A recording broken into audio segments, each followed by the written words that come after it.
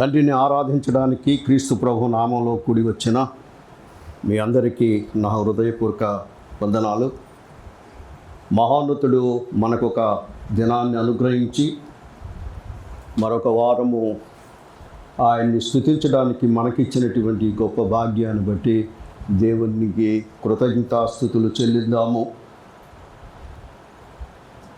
సాధారణంగా మనం బైబిల్లో చదువుతూ ఉన్నప్పుడు అనేక ప్రశ్నలు ఉత్పన్నమవుతూ ఉంటాయి.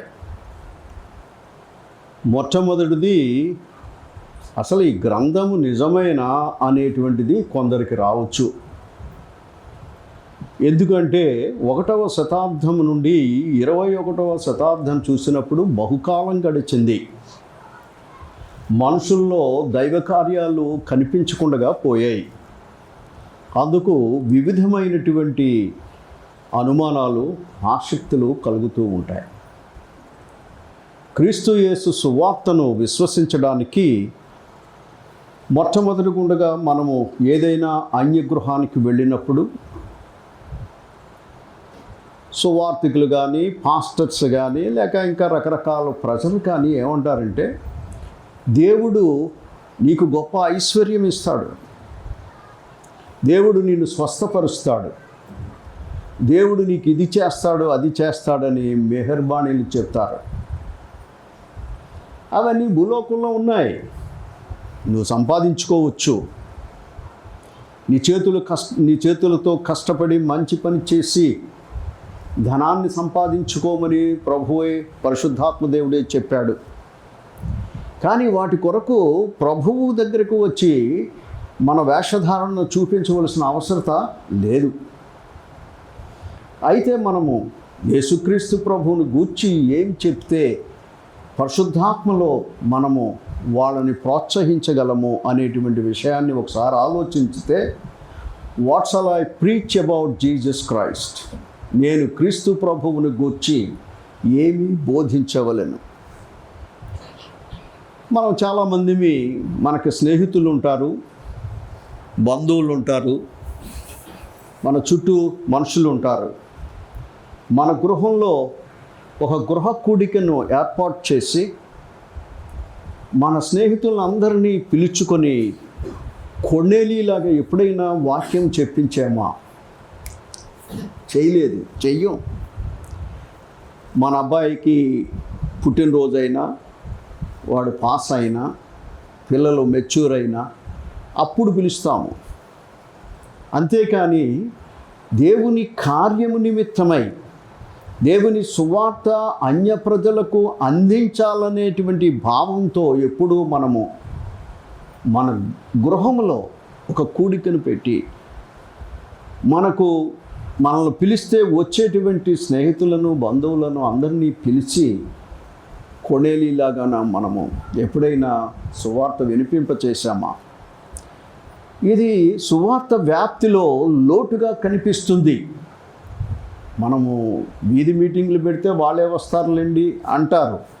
కాదు, మన గృహము వారికి ఒక సత్యాన్ని వినిపింప చేయాలి. కొన్నేలి ఏమీ తెలుగు తక్కువవాడు కాదు, ఉన్నతమైనటువంటి జ్ఞాని, సేనాధిపతి. కనుక పేతురికి కబురు పెట్టినప్పుడు తన బంధువులను, స్నేహితులను అందరినీ అక్కడ కూర్చోబెట్టి పేతురు రాక కొరకు ఎదురు చూశాడు. మన దినదిన జీవితంలో బైబిల్ని అనుసరిస్తాము. ఎలా అనుసరిస్తాము? ఏ విధంగా అనుసరిస్తాము? ఉదయమే లేచి ప్రార్థన చేసుకొని, పడుకునేటప్పుడు ప్రార్థన చేసుకొని, ప్రభువా నువ్వే అన్నీ ఇచ్చావని ఆ రోజుని తెరమేస్తూ ఉన్నాము. అలా కాకుండా ఉన్నతమైన స్థితిలో దేవుని యొక్క జ్ఞానాన్ని మనం ఎలా వినియోగించుకుంటాం, దేవుని కార్యాలను ఏ విధంగా ప్రజలకు చెప్తాం. ఇక్కడ ఒక మాట చెప్తున్నాడు. ఎలాగ బోధించాలి అంటే, యేసుక్రీస్తు యొక్క సర్వోన్నత తత్వము, సంపూర్ణత మరియు రక్షించే శక్తిని గురించి బోధించండి. ఆయన ఎలాంటి వాడు, ఆయనకున్నటువంటి తత్వం ఏమిటి, ఆయన రక్షించేటువంటి శక్తి ఏమిటి? ఎందుకు మనుషులకు ఈ బాధ్యతను అప్పగించాడు?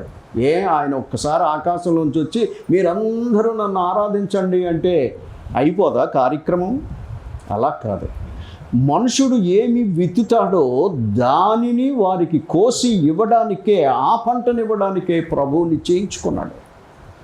దేవుడు సర్వాధిపతి, సర్వశక్తిమంతుడు, సర్వోన్నతుడు అని ఆయన శక్తిని వినియోగించటం లేదు.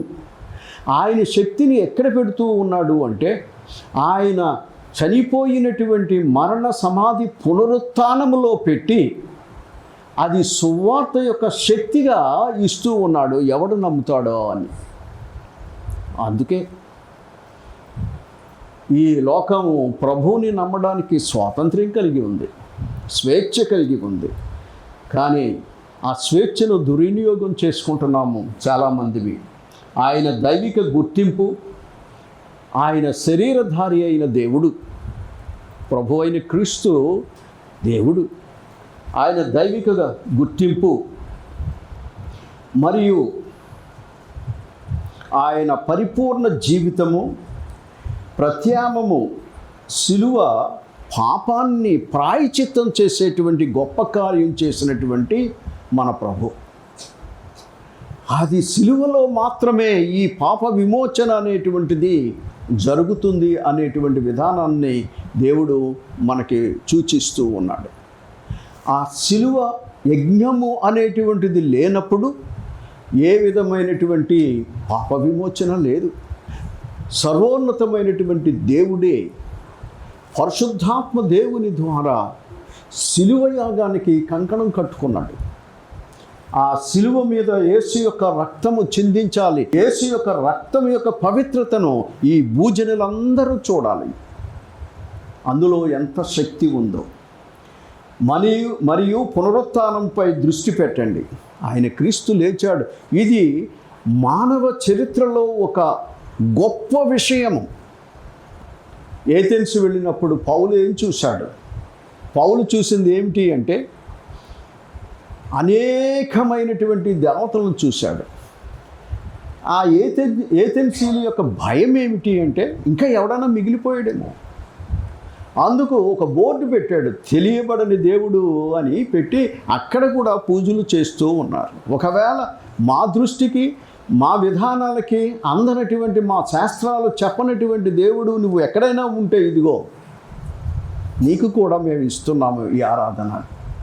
కానీ పౌలు ఆ దేవుని గురించే చెప్పాడు.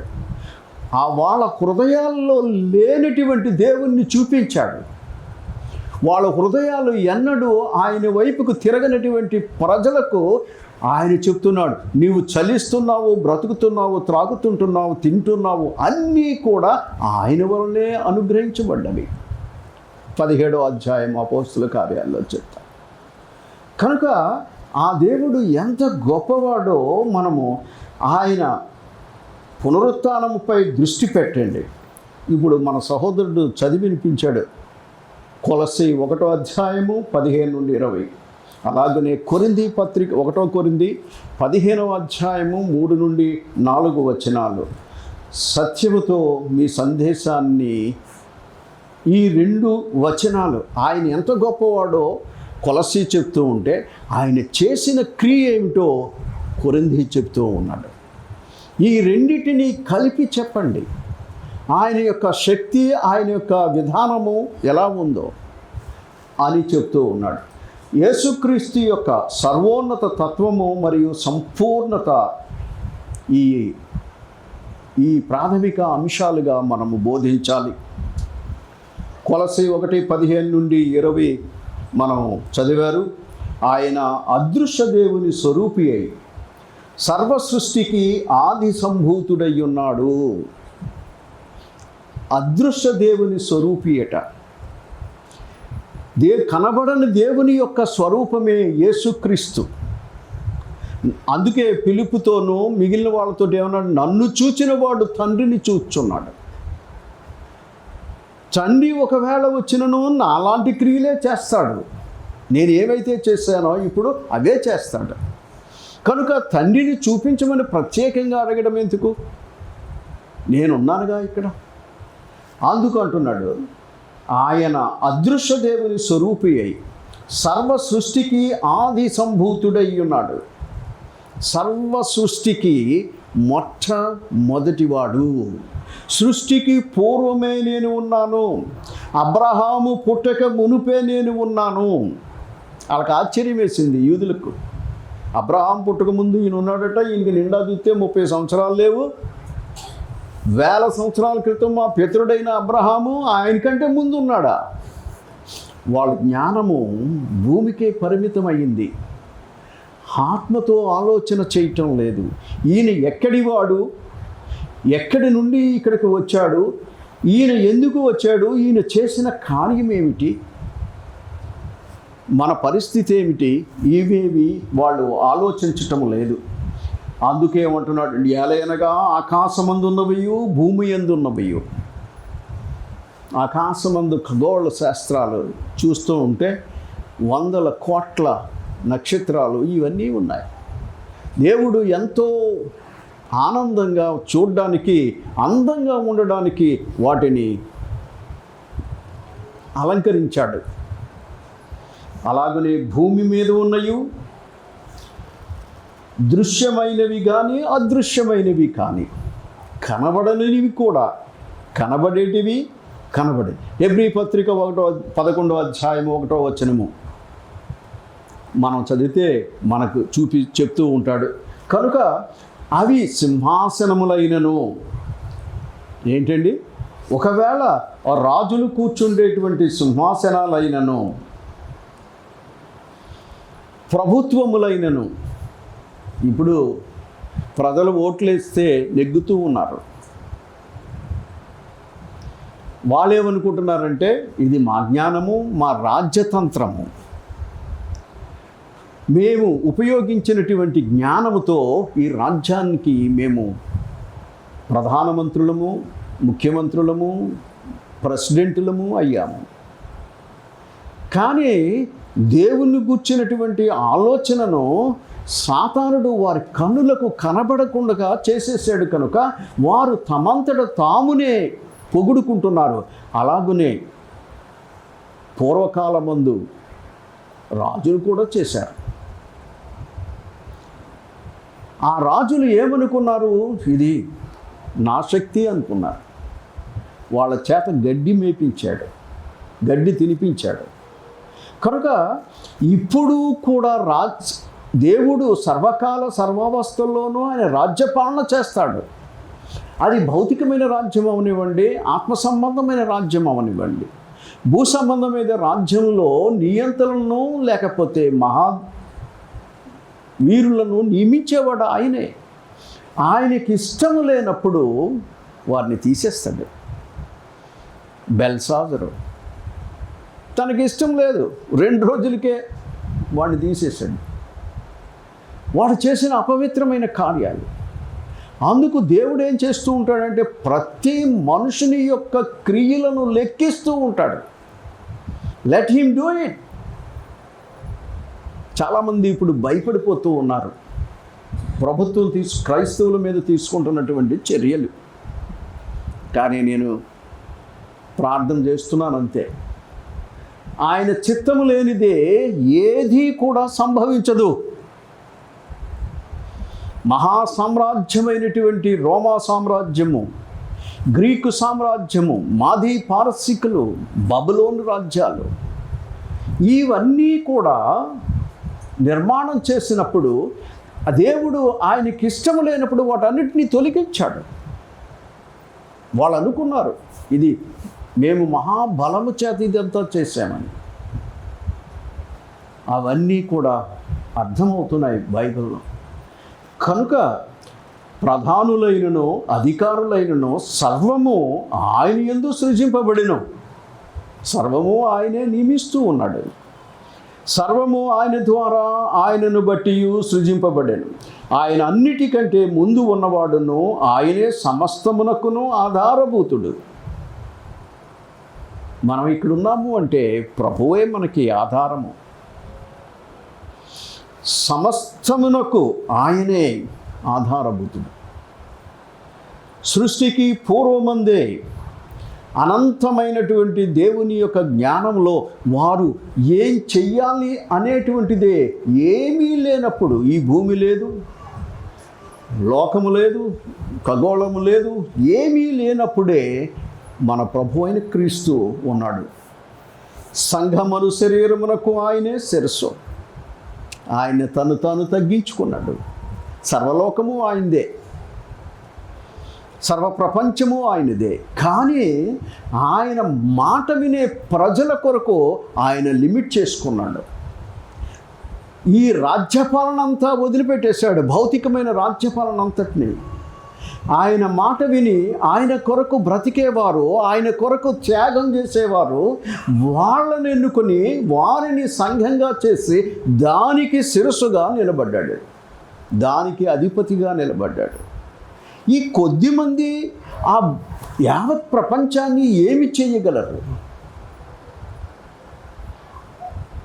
పౌలు బర్నబాలు ఏథెన్స్ వెళ్ళారు. అక్కడ వీళ్ళకి పేర్లు పెట్టారు, దేవుడని, దేవదూతని. వీళ్ళు భూలోకమును తలక్రిందులు చేయువారు. ఏం చేస్తారు? తలక్రిందులు. ఈ భూప్రపంచము క్రైస్తవుని ఏమీ చెయ్యలేదు. అంతకీ కాదంటే శరీర సంబంధమైన ప్రాణాన్ని తీసుకుంటారు అంతే, ఆత్మను ఏమీ చేయలేరు. శిక్షిస్తారు, జైలు పెడతారు, లేకపోతే ఇంకొకటి చేస్తారు. కానీ దేవుడు నిత్యమైన వాడు. ఆయనకి తెలుసు ఎక్కడ ఏమి జరుగుతుందో, ఏ విధంగా జరిగించాలో. ఆయన సలహా లేనిదే ఎవడు ఏమీ చెయ్యలేడు. అందుకు అంటున్నాడు, ఆయనే శిరస్సు, ఆయనకు అన్నిటిలో ప్రాముఖ్యము కలుగు నిమిత్తము ఆయన ఆది అయ్యుండి, అన్నిటిలో ప్రాముఖ్యత ఉంది, ఆయనే ముఖ్యము.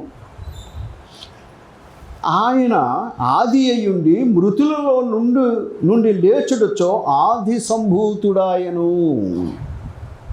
ఇది కొంచెం కన్ఫ్యూజన్గా ఉంటుంది.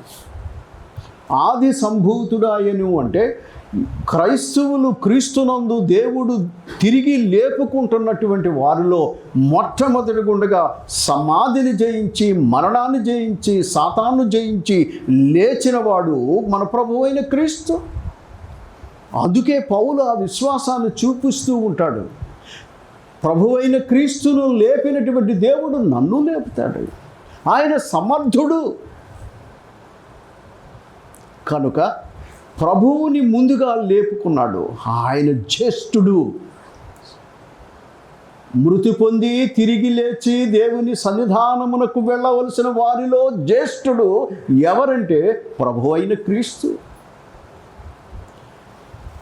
ఆయన మొట్టమొదటి గుండగా లేచాడు కాబట్టి మనమందరము కూడా అదే ట్రాక్లో లేపబడితే మనము ప్రభువుకి తమ్ముళ్ళమవుతాము. అందుకే మనల్ని సహోదరులను పిలుచుటకు సిగ్గుపడటం లేదు ఆయన. నీతివంతులను మనము సహోదరులను పిలవడానికి ఎప్పుడూ సిగ్గుపడకూడదు. నీతిమంతులను తో సహవాసము, సాంగత్యము చేయడము ఎప్పుడూ మనము మర్చిపోకూడదు. ప్రభువైన క్రీస్తు నీతిమంతుడు. ఆయనలో ఏ దోషము లేదు, ఏ కపటము లేదు, ఆయన నోట అబద్ధమైనను లేదు. అందుకు అన్నిటిలో ప్రాముఖ్య కలుగు నిమిత్తము ఆయన ఆది అయ్యుండి మృతుల్లో నుండి లేచుటలో ఆది సంభూతుడాయను. ఆయన యందు సర్వసంపూర్ణత నివసించవలననియు ఆయన శిలువ రక్తము చేత సంధి చేసి దేవుని యొక్క సర్వసంపూర్ణత ఆయన యందు నివసించిందట. అందుకేం చేశాడంటే శిలువ రక్తము చేత సంధి చేసి ఆయన ద్వారా సమస్తమును, అవి భూలోకములో అయినను పరలోకమందైనను ఉన్న వాటిని ఆయన ద్వారా తనలో తాను సమాధానపరుచుకొని తండ్రి అభిష్టమాయను. మనల్ని తీసుకొని పోయి, భూలోకంలో ఉన్న మనలను తీసుకొని పోయి పరలోకమందున్నటువంటి దేవదూతలతో సమానంగా చేసేసాడు. దేనివల్ల? ఆయన చిందించినటువంటి శిలువ రక్తము చేత. కనుక రేపు మనం పరలోకం వెళ్ళినప్పుడు దేవదూతలు మన పక్కన ఉంటారు, మనము వాళ్ళ పక్కనే ఉంటాము. మనము దేవదూతలు ఒక్కలాగే ఉంటాము. దేవదూతలు ఆ దేవుణ్ణి ఆరాధిస్తూ ఉంటారు, మనమును ఆ దేవుణ్ణి ఆరాధిస్తూ ఉంటాము. ప్రభువే చెప్పేశాడు, ఈ భూమి మీద మీరు వివాహం చేసుకుంటారు, ఇచ్చిపుచ్చుకుంటారు, కానీ పరలోకమందు ఏమీ ఉండదు, మీరు దేవదూతల వలె ఉంటారు. లూకాసు వార్త 19వ అధ్యాయం. కనుక మనము అవతారం మార్చేస్తూ ఉన్నాము. ఎప్పుడైతే క్రీస్తు సువార్త, ఆయన మరణ సమాధి పునరుత్థానముల యొక్క జ్ఞానము మనలోనికి ప్రవేశించిందో మన అవతారం మార్చుకుంటున్నాము. నీతిమంతులుగా, యథార్థవంతులుగా, పాపము విషయంలో భయము లేని వారంగా, దేవుని యందు భయభక్తులు కలిగి ఆ నిత్య నివాసం కొరకు మనం ఎదురు చూస్తున్నటువంటి గొప్ప సువార్త ఇది. ఈ సువార్తను మనము నేర్చుకోవాలి. 1 కొరింథీ 15వ అధ్యాయము 3-4 వచనాల్లో పౌలు ఇలా చెప్తూ ఉన్నాడు, నాకు ఇయ్యబడిన ఉపదేశము మొదట మీకు అప్పగించి తిని. ఓ కొరింథీలారా, నాకు ఏదైతే ప్రభువు ఇచ్చాడో దాన్ని మీకు అప్పగించినదేమనగా, లేఖనముల ప్రకారము క్రీస్తు మన పాపముల నిమిత్తము మృతి పొందెను. లేఖనముల ప్రకారము అంటే పాత నిబంధనలో ప్రవక్తలు ప్రవచించినటువంటి ప్రవచనముల ప్రకారము. పాత నిబంధనలో ఉన్నటువంటి లేఖనాలు వేరు, క్రొత్త నిబంధన వాక్యము వేరు. ఇది మనం దృష్టిలో పెట్టుకోవాలి. ఇది మనము బైబిల్ చదువుతూ ఉన్నప్పుడు క్రొత్త నిబంధన వాక్యమని చదవాలి. బైబిల్ అంతా వాక్యమే, కాకపోతే పాత నిబంధనలో ఉండేటువంటి ఆ ప్రవచనాలను మాత్రమే లేఖనాలు అంటారు. అంతేగాని మొత్తం బైబిల్ అంతా లేఖనాలు కావు. క్రొత్త నిబంధనలో యోహాను సువార్త 4వ అధ్యాయం నుంచి లేఖనము చదువుకుందాము అని అంటే ఇంకా యేసు ప్రభు రాలేదని మీరు చెప్తున్నారన్నమాట. లేఖనము రాబోవు అని సూచిస్తుంది. లేఖనము మెస్సయ్య గురించి చెప్తుంది. యేసు ఎలా పుట్టాడో, ఎలా పుడతాడో చెప్తుంది. క్రొత్త నిబంధన అలా కాదు, ఆయన ప్రత్యక్షతను ఇస్తుంది మనకి. అందుకొరకు మీరు ఎప్పుడు క్రొత్త నిబంధన చదివినప్పుడు లేఖనములనే మాట అనకండి. పొరపాటున అందరూ ఏమంటున్నారంటే ఇంగ్లీష్ పదాన్ని ఉపయోగించేస్తున్నారు, స్క్రిప్చరు అని. స్క్రిప్చరు అంటే లేఖనము. కనుక అలాగ కాదు, దేవుని వాక్యము లేక పరిశుద్ధాత్మని వాక్యము క్రొత్త నిబంధన అని మనము చదవాలి. ఆయన లేఖనముల ప్రకారము క్రీస్తు మన పాపముల నిమిత్తము మృతి పొందెను. మన పాపాల కొరకే ఆయన చనిపోయాడు. ఆ సత్యాన్ని మనం తెలుసుకోవాలి. ఆయన 3వ దినమున లేపబడెను. తండ్రి అయిన దేవుడు తన సర్వోన్నతమైన అధికారాన్ని బట్టి తన కుమారుడైన క్రీస్తును మళ్ళా తిరిగి లేపుకొని తన కుడిపార్శ్వమున ఆసీనుడయ్యాడు. ఇందాకేనే మనం అపోస్తుల కార్యాల్లో మనం చదువుకున్నాం. తరువాత యోహాను సువార్త 14వ అధ్యాయము 6వ వచనములో, నేనే మార్గమును సత్యమును జీవమునై ఉన్నాను, నా ద్వారా తప్ప ఎవడను తన యొద్దకు రాడు. యేసు యొక్క దైవిక గుర్తింపు కొలస్సీ 1:15-17లో మనం ఇందాక చదువుకున్నాం. ఆయన దేవుడు, ఆయన రక్షకుడు. లోకము వేరుగా చూస్తుంది. ఎందుకు అంటే ఆయన మనుషుడిగా 33.5 సంవత్సరాలు ఈ భూమి మీద బ్రతికాడు కాబట్టి ఆయన కూడా హిందువులు, మహదీయులు నమ్మినటువంటి విధానంలోనే నమ్ముతూ ఉన్నారు. కానీ ఈయన అలాంటి వాడు కాదు.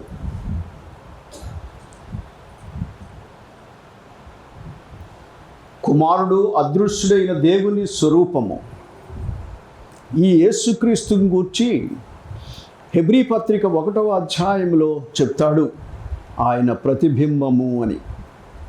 ప్రతిబింబము అంటే మీరు ఏదైనా కంచంలో నీళ్లు పోసుకొని ఆ పైన చంద్రుని చూడండి, అలాగనే కనిపిస్తాడు.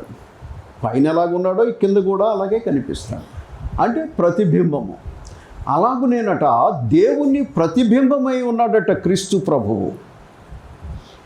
కుమారుడు అదృశ్యుడైన దేవుని స్వరూపమును, సమస్త సృష్టికిని ఆది సంభూతుడును, ఆయన యందు సమస్తమును నిలిచి ఉన్నవి. ఎవ్రీథింగ్, సమస్తము నిలిచి ఉన్నవి. యేసు కేవలము ఒక మంచి బోధకుడు కాదు, లేదా ప్రవక్త మాత్రమే కాదు, ఆయన మానవ రూపంలో ఉన్న దేవుడు, మానవుడిగా వచ్చినటువంటి దేవుడు. ప్రపంచము ఆరంభము కాకముందే ఆయన ఉన్నాడు. ఆయన మన జీవితాన్ని, మన కుటుంబాన్ని, మరి మన విశ్వాసాన్ని కలిపి కంబైన్డ్గా ఉంచుతాడు. అలాంటి శక్తిమంతుడు. కనుక మన కుటుంబములో ఉండే ప్రతి వారు ప్రభువైన క్రీస్తు యొక్క ఔన్నత్యాన్ని తెలుసుకోవాలి అని దేవుడు కోరుకుంటున్నాడు. మనము తెలుసుకోకుండా యేసుని తండ్రిని ఆరాధించలేము. క్రీస్తు ప్రభువు కూడా ఆరాధనకు పాత్రుడు. ఎందుకంటే ఎప్పుడైతే సింహాసనం మీద కూర్చున్నాడో, ఆయన రాజ్యపాలన చేస్తూ ఉన్నాడో, తండ్రి కూడా ప్రక్కనే ఉన్నాడు. కనుక మనము తండ్రిని ఆరాధించినప్పుడు ఆ ఆరాధన ప్రభువుకు కూడా వెళుతుంది. సంఘములో తండ్రి అయిన దేవుడు ఆరాధింపబడుతూ ఉంటాడు, ప్రభువు అయిన క్రీస్తు ఆరాధింపబడుతూ ఉంటాడు, పరిశుద్ధాత్ముడు ఆరాధింపబడుతూ ఉంటాడు. ఎలాగా ఇది సాధ్యము అంటే, మనము ముగ్గురిని అని చెప్పము, కానీ మనము పాటలు పాడేటప్పుడు, వాక్యము బోధించుకునేటప్పుడు వారిని మనము ఏ విధంగా రెస్పెక్ట్ చేస్తున్నామో అదే విధానాన్ని వారు స్వీకరిస్తూ ఉంటారు. అదే విధానాన్ని వారు స్వీకరిస్తూ ఉంటారు. ప్రత్యేకంగా పరిశుద్ధాత్మ దేవా అని మనం చెయ్యం, క్రీస్తు ప్రభువా అని చెయ్యం. అన్నీ తండ్రి అయిన దేవునికే చేస్తాము. కానీ మన పాటల పుస్తకంలో ప్రభువుని గూర్చిన పాటలు పాడుతూ ఉంటాము, వాక్యం చదువుతూ ఉంటాము. అలాగనే పరిశుద్ధాత్మ దేవుని గురించి కూడా మనం మాట్లాడుకుంటూ ఉంటాము. అందుకంటున్నాడు, కేవలం ఒక మంచి బోధకుడా లేదా ప్రవక్త మాత్రం కాదు, ఆయన మానవ రూపంలో ఉన్న దేవుడు. ప్రపంచ ఆరంభము కాకముందే ఆయన ఉన్నారు. ఆయనే మన జీవితాలకు, మన కుటుంబాన్ని మరియు విశ్వాసాన్ని కలిపి ఉంచుతారు. జీవితంలో ప్రతి రంగంలోనూ ఆయన సర్వోన్నతుడని ప్రకటించబడింది. మన జీవితాలకు అత్యధికమైనటువంటి విలువనిచ్చేటువంటి దేవుడు, మన జీవితానికి అధికారి. ఈయనట శిలువ ద్వారా పూర్తి చేయబడిన కార్యము. కొలస్సీ 1:19-20. దేవుడు తన సంపూర్ణతను అంతటినీ యేసులో నివసించుటకు ఇష్టపడ్డాడట. తండ్రి యొక్క సంపూర్ణత ఏమైతే ఉందో, యేసు భూమి మీదకి మానవుడిగా వచ్చినప్పుడు ఆ సంపూర్ణతను అంతటినీ క్రీస్తు ప్రభువులోనికి ట్రాన్స్ఫర్ చేసేసాడు. ఆయనకి ఇచ్చాడు. ఇచ్చి ఏమంటున్నాడంటే ఇష్టపడ్డాడట. మరియు ఆయన ద్వారా సమస్తము తనతో సమాధానపరచుకొనెను. శిలువ పైన చిందించబడిన ఆయన రక్తము ద్వారా సమాధానము కలుగజేసెను. అయితే ఇది కూడా దేవుని ఇష్టమే. ఆయన శిలువ మీద చనిపోవడము, ఆయన రక్తం కార్చడము, ఆయన సమాధి చేయబడ్డము, ఇదంతా యెషయా గ్రంథము 53వ అధ్యాయంలో ఇది చక్కగా వర్ణిస్తాడు. ఆయన శరీరము నలగగొట్టబడాలని దేవునికి ఇష్టమయ్యిందట. మనకేమన్నారంటే ఇష్టమవుతూ ఉంటాయా? అబ్బే, మనకు అవ్వో. యేసు మన పాపాలకు శిక్షను భరించాడు. ఆయన నలగగొట్టబడినటువంటి విధానంలోనే మన పాపముల యొక్క శిక్షను ఆయన భరిస్తూ ఉన్నాడు, భరించాడు. తన సొంత ప్రయత్నాలతో పరలోకాన్ని పొందలేము. ఒకవేళ మనం ఏదైనా సొంతంగా ప్రయత్నం చేసి, అంటే ఒక నిచ్చినేసుకొని యాకోబులాగా ఎక్కేద్దాము అనుకోకండి. మనము సొంత ప్రయత్నాలతో మనం ఏమీ చెయ్యలేము. తరువాత ఆయన త్యాగం ద్వారా సాధ్యమయ్యే ఒక ఉచిత బహుమానము ఏమిటి అంటే, ఆయన త్యాగం ద్వారా దేవుడు తన కృపను మనకు అనుగ్రహించాడు. దానివల్లే మనము ఈ బహుమానాన్ని పొందుతూ ఉన్నాము. ప్రియమైన సహోదరి సహోదరులారా, ప్రభు అయిన క్రీస్తును గూర్చి ఈ లోకము సిగ్గుపడినప్పటికీ మనము సిగ్గుపడకూడదు. నేను సువార్త విషయమై సిగ్గుపడేవాడును కాను అని అపోస్తుడైన పౌలు చెప్పాడు. ఎందుకు అంటే అది దేవుని శక్తి. ఆ దేవుని శక్తి మనలో ఎంతకాలం అయితే ఉంటుందో మనం అంతకాలము సిగ్గుపడము. బహిరంగంగా మనం ఒప్పుకుంటాము. ఒకవేళ ఏదైనా కఠినమైన శ్రమ వచ్చి మన ముందు నిలిచినప్పుడు, నువ్వెవరివి అంటే నేను క్రైస్తవుని, క్రీస్తుని వెంబడించేవాడను అని చెప్పేటువంటి ధైర్యాన్ని కూడా పరిశుద్ధాత్మ దేవుడు మనకిస్తాడు. కనుక మనము క్రీస్తు ప్రభువులో ఆయన సర్వాధికారం కింద ఆయన మనకు అనుగ్రహించినటువంటి కృపను మనం అందుకుని మనము నిత్యము ఆయన బిడ్డలుగా జీవించాలని కోరుతూ ఉన్నాను. లేచి నిలబడి ఒక రక్షణ గీతాన్ని మనం పాడుకుందాము.